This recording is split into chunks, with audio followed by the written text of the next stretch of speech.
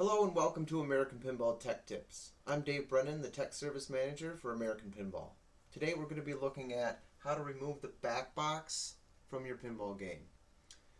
But why would you need to do this? Well, some people have really narrow doorways that they want to get their machine through, and they've exhausted all of the methods of removing the door hinges and taking the door off, and it's still not wide enough.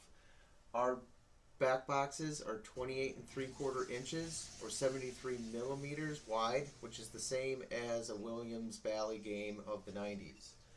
So, if you've exhausted all of those methods to try and get the game into the location that you need it, I'm going to show you how to remove the back box so you can just take the body and the back box in separately. So, let's take a look. First thing you want to do is open up your coin door. Inside you'll see the back box keys hanging from a hook. Take those out, and while you're in here, unlatch the lock bar by pulling the lever to the left and remove the lock bar. From here you can slide your glass out.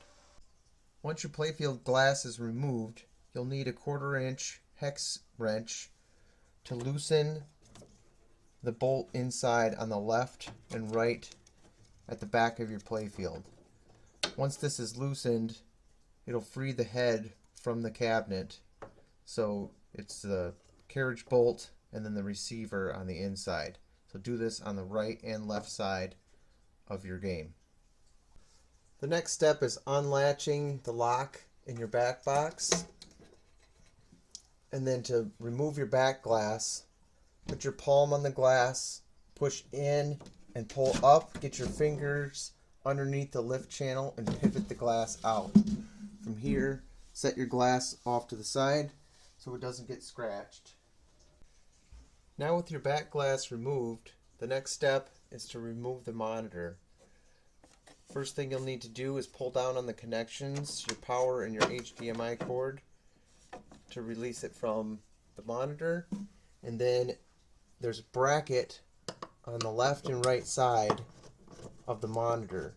You'll need to loosen these screws, and then once it's loosened, you can lift up on the monitor and set it off to the side. Behind the monitor you'll see a metal box. Make sure the game is off for this procedure. Unscrew the metal box plate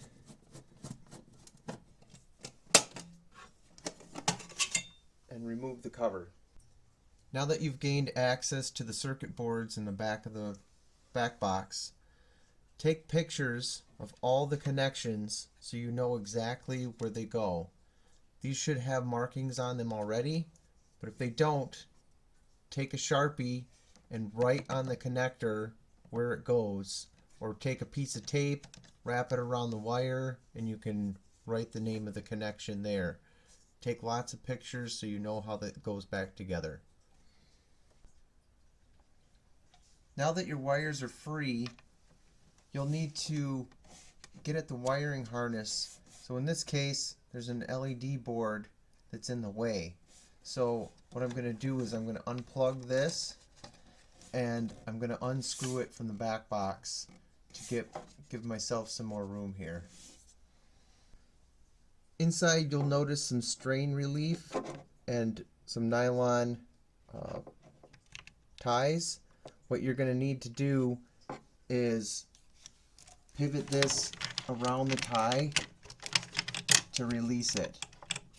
If you do end up cutting any zip ties, remember that you'll need to put those back because that is your strain relief.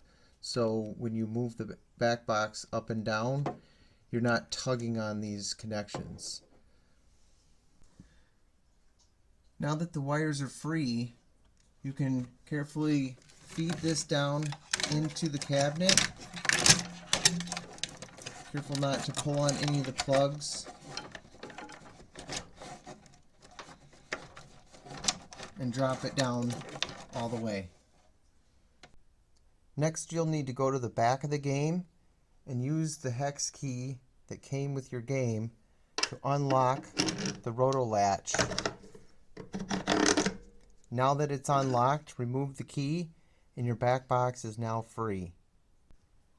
Now with your back box free from the cabinet, this might help to have some assistance with this, but you can get at the back of the machine and now tilt the head or the back box towards you and lift up on the head to remove it from the game.